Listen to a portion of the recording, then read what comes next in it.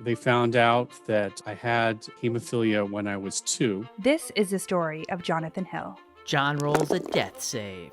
a young boy who discovered Dungeons & Dragons gave him a life filled with adventure. In D&D, you can't win unless you work together as a team. Surrounded by his best friends, John escaped his hospital bed for worlds beyond imagination. I think one of the things the readers will find is how important my friends are to me.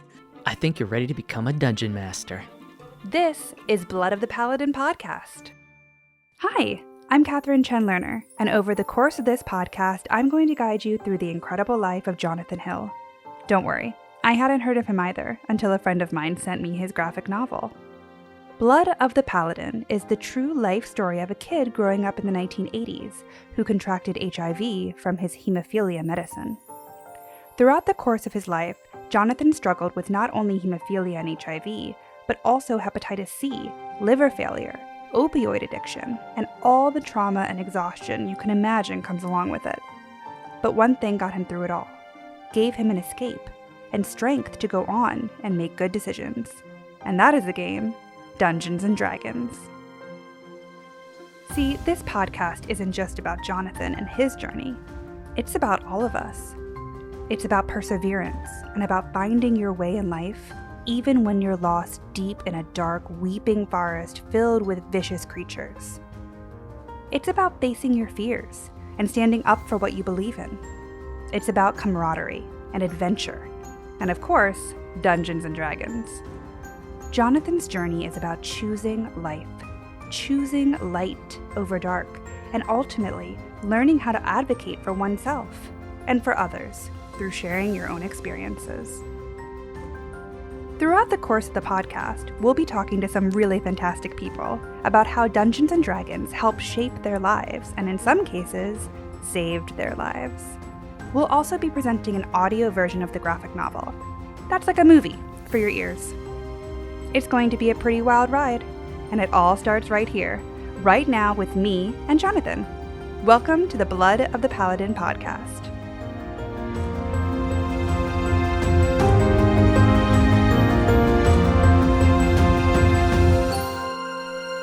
Dungeons & Dragons is a tabletop role-playing game, which is basically a very involved kind of board game, but where most of the action is happening in the theater of the mind. That is the voice of Brennan Lee Mulligan, Dungeon Master on the popular show Dimension 20 from College Humor, where in real time he leads players through an incredible array of D&D campaigns. So you're narrating characters going on this epic quest, and then you're rolling dice and adding numbers and attacking and doing hit points for these sort of dice and game mechanics to resolve those moments of high stakes and high tension. So it's 1/3 improv and collaborative storytelling about a group of heroes, 1/3 rolling dice in this very cool and advanced kind of board game, and then 1/3 just hanging out with your friends doing bits and eating snacks. So it's the perfect activity. We had a great conversation with Brennan a few days ago, and we'll be sprinkling that throughout our show. But before we get to Brennan and his expertise in the D&D world, I want to introduce you to my co-host for Blood of the Paladin, Jonathan Hill. So Jonathan, thank you so much for joining us. Very excited to get this podcast started. Thank you, Katharine. I'm really excited to be here and to be sharing this journey with everyone. So Jonathan, let's start from the beginning a little bit. Can you tell us a bit about your childhood, about where you grew up? I grew up in Northern California in a town called Novato. I was an only child. They found out that I had hemophilia when I was 2, and I bit my tongue and it wouldn't stop bleeding. And growing up, especially early childhood, what were some of the limitations that you realized because of your bleeding disorder, and also how your parents handled the situation as well? The factor had just become available when I was diagnosed. So it was a new treatment for hemophilia. And at the time, they were calling it the cure, because all of a sudden, people with a bleeding disorder no longer had to spend weeks at a time in the hospital getting whole blood or plasma in hopes of replacing their factor to stop bleeding. They actually got, as I said, very concentrated liquid that was injected into your body that could quickly replace the missing protein factor in your blood and stop bleeding. So my parents really kind of pushed the limits. My dad in particular wanted me to have childhood without limitations. So I started doing activities that a lot of the other hemophilics weren't doing, and it kind of stressed out my doctors a little bit. I got involved with Boy Scouts and went on a 50-mile backpack trip with my dad. I chose to become a swimmer because even my hemophilia doctors said that that was a great choice as a physical activity because of the water and not worrying about gravity and all that sort of stuff. It was less of a stress on your joints. And then later I went to scout camp and served up in the Sierra Mountains on the camp staff. As you got older, how was it to make friends? How was it to tell friends about your bleeding disorder? As you start to explore the graphic novel, I think one of the things the readers will find is how important my friends are to me. We were kind of nerdy kids. If you watch the TV show Stranger Things, that group of 4 boys is basically the kind of friends I had. We all played a fantasy game called Dungeons and Dragons, and that kind of brought us together. We became very close, and we're still friends to this day. To our listeners who might not be so familiar with the game, is there a way that you could summarize it or just kind of like explain to a complete newbie that has no idea like what it is and what you do? Sure, Katharine, I know you actually play, so. Yes, I've been playing a little bit. Dungeons and Dragons is what is called a role-playing game. It is a game where you collectively tell a story together. There is a person that is called the Dungeon Master or the Game Master that sets up the world and the story that the players are participating in. But the story actually comes to life by how the players interact and make decisions based on things that they encounter. The characters themselves drive the narrative. There are dice involved that provide some degree of difficulty and an element of chance to the game and risk. But in the end, you can pretty much do anything you want. And it's very much an epic fantasy world where you could be things that you couldn't normally be in life, like a wizard or a high powerful priest or a powerful fighter or a sneaky crafty thief or even a paladin, a noble knight like I talk about in the graphic novel. So it really is an opportunity to escape the world that you normally live in and become something different and try something new. But I think the power of the game really comes in the magic phrase that most dungeon masters use, which is they tell the players a setting or an encounter, and then they follow it up with, what do you want to do? And it's an open-ended question. The players can do whatever they want to do.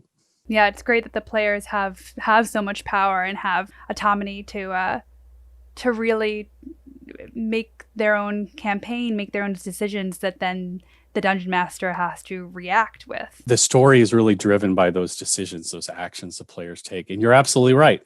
The dungeon master has an overall story that they want to tell, but they have to be prepared to go wherever the players want to go. If the players want to pick a fight in the tavern because that's what they want to do, you got to be ready to do that.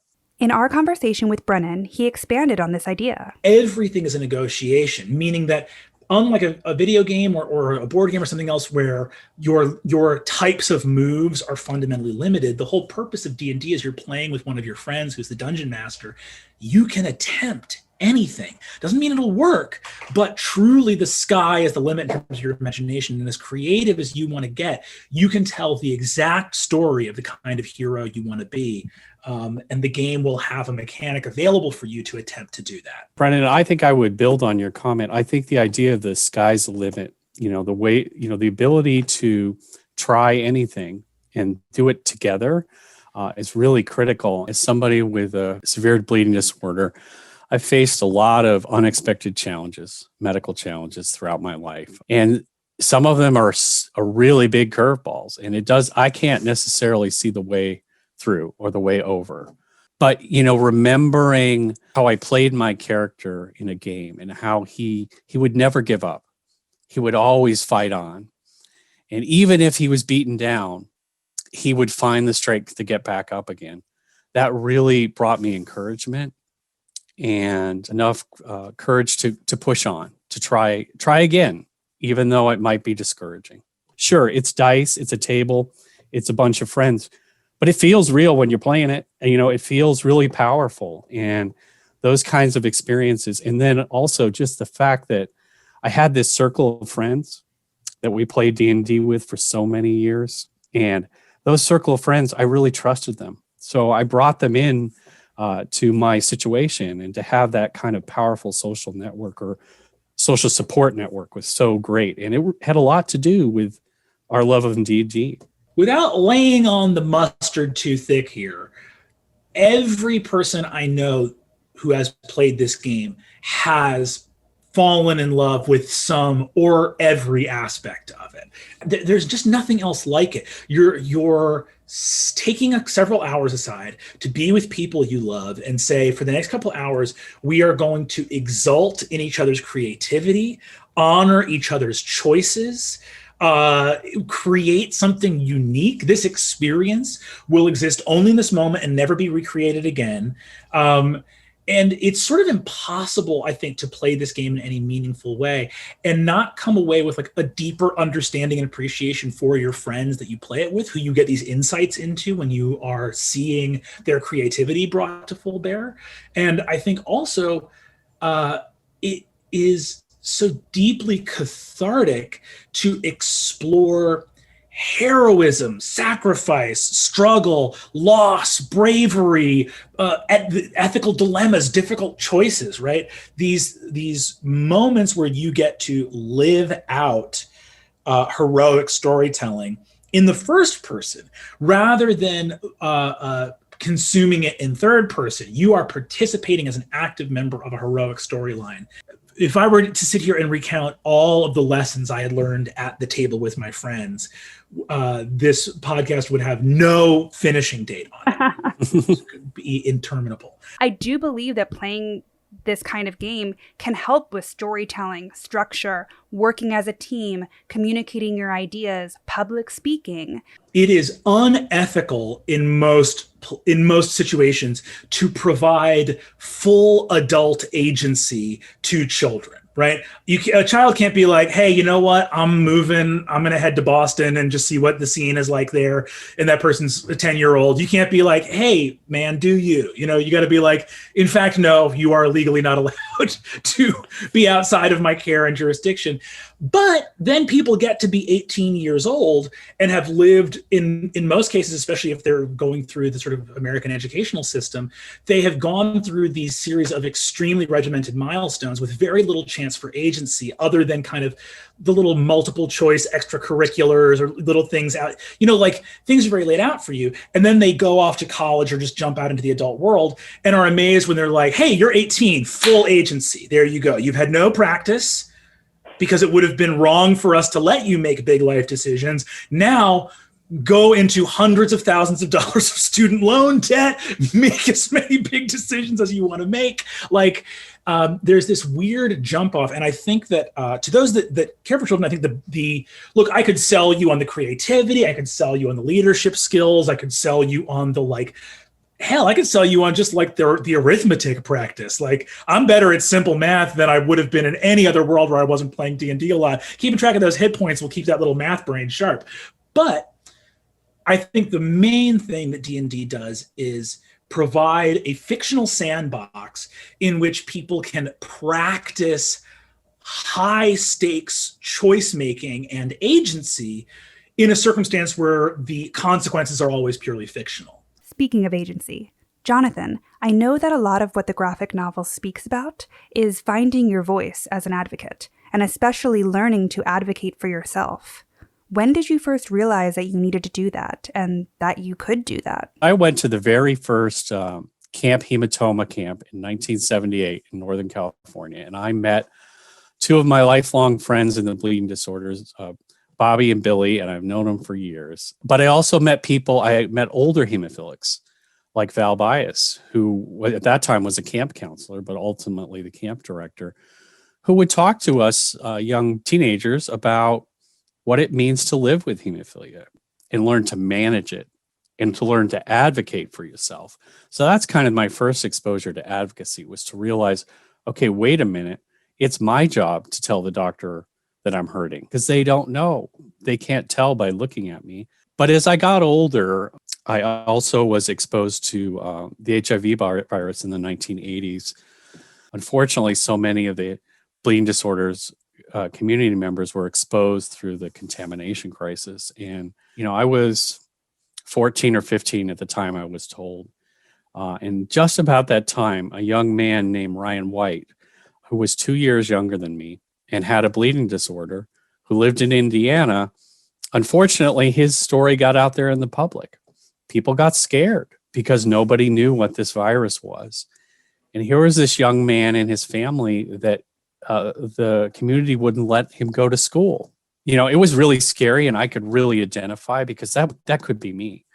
But at the same time, I was really struck by the strength and courage that he showed, the willingness to not get angry and not yell at people, but just keep telling the truth and keep telling people, I just want to go to school. And the fact that his family and friends came around him and were so supportive, and his mom was always there, that gave me a lot of courage at a time where it was kind of scary to have a bleeding disorder, and super scary to have a bleeding disorder and HIV. So that kind of made me realize maybe you can start telling people. So I started to tell my close friends, and that was really hard. But as I did it more, I realized that meant I had more people around me who could help support me. As I got to college, I said, you know what? I think I can do this in the dorms. In the dorms, these young people are, well, let's be honest, they're starting to become sexually active. And unfortunately, you need to take some extra precautions when it comes to the AIDS virus. And there was a lot of misinformation. So I was willing to start sharing in small groups about what HIV and AIDS was and how you could get it, and also how you could protect yourself and the simple things you could do. So I started doing that when I was an undergrad. And then when I was in graduate school in Boston, I continued to do it on a larger scale on campus in a much more public way. And I got involved with the local chapter there. It's called NEHA, New England Hemophilia Association. See, I still remember. Amazing. And I got on their board. I was on their board. And I also got involved with the lobbying work that Val Bias and others were doing down in Washington at the time.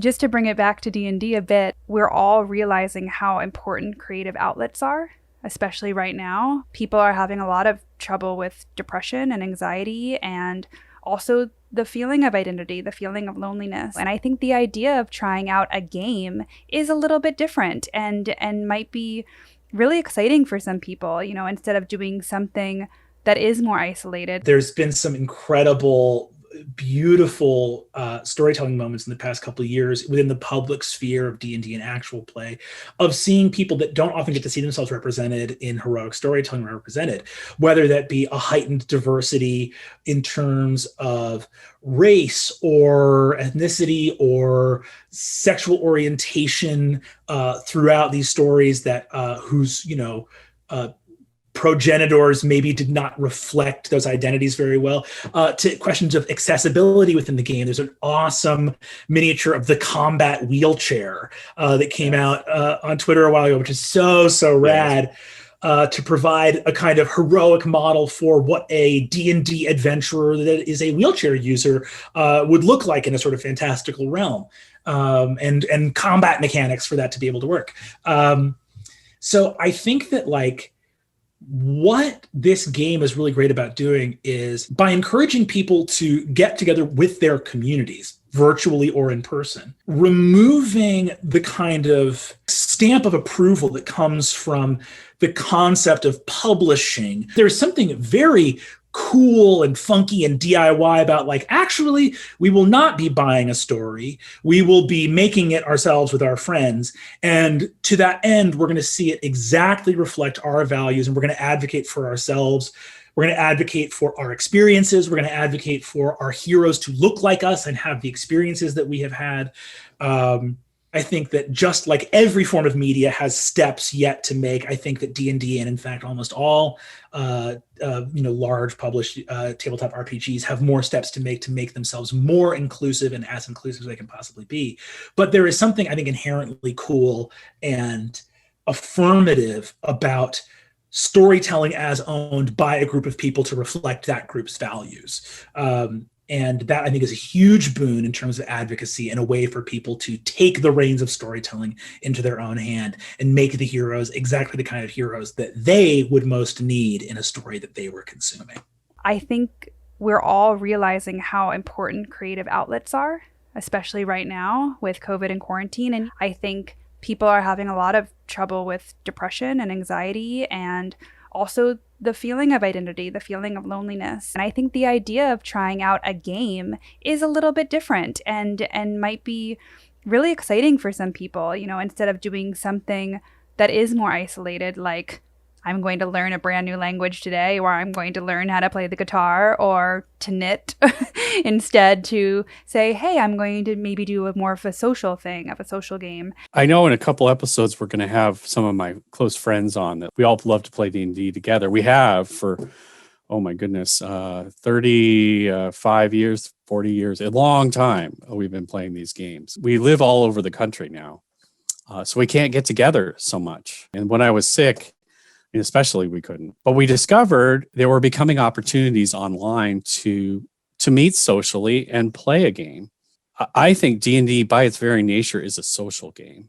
It's about telling a story together. So if you can find a way to do that using video chat or a Discord server, simulators or platforms they have online, which has dice rolling and miniatures you can move around, you can basically achieve the kind of game you would do at the kitchen table or the dining room table online. I think it's really helped with COVID. It helps me to not feel so isolated, to see my friends on a weekly basis. Well, it's been great to connect with you and Brennan on this podcast today and to hear pieces of your stories and your shared love for this game that has so much power behind it. Well, thank you, Katharine. I am so excited for all of you to learn more about this story and learn more about the people in my life that have just had such an amazing impact on me. I can't wait for everyone to hear their stories. And I'm so thankful to Katharine and everyone at Believe Limited for their commitment to this story, to this sharing it with the community and the larger community at large. And I just stick with it. It's going to be amazing. It'll be a journey that you won't forget. That's right. Next up is part 1 of the audio representation of the graphic novel that goes through not only Jonathan's life, but his gameplay in the fantasy world of Dungeons & Dragons. It's like a movie for your ears. And then we'll be back next week to talk more with Jonathan, as well as his closest friends and his wife, Rebecca. And over the next few weeks, we will continue to dive into the worlds of HIV, opioid addiction, and of course, Dungeons & Dragons. Once again, I'm your host, Katharine Chen-Lerner. Thanks for listening. Blood of the Paladin is a Bloodstream Media production made possible by BioMarin. Hosted by Katharine Chen-Lerner and Jonathan Hill and adapted for your ears by me, Joshua Sterling Bragg. The graphic novel Blood of the Paladin was written by Jonathan Hill with Ryan Gielen, based on Jonathan's true life story. Special thanks to the editors that helped me put this together, Allison Stoney and Christina Penny, and to the incredible cast and crew at Believe Limited that helped bring this story to life. Episodes of this podcast were directed by me, Joshua Sterling Bragg, produced by Greg Holdsman and Katharine Chen-Lerner, and executive produced by Ryan Gielen.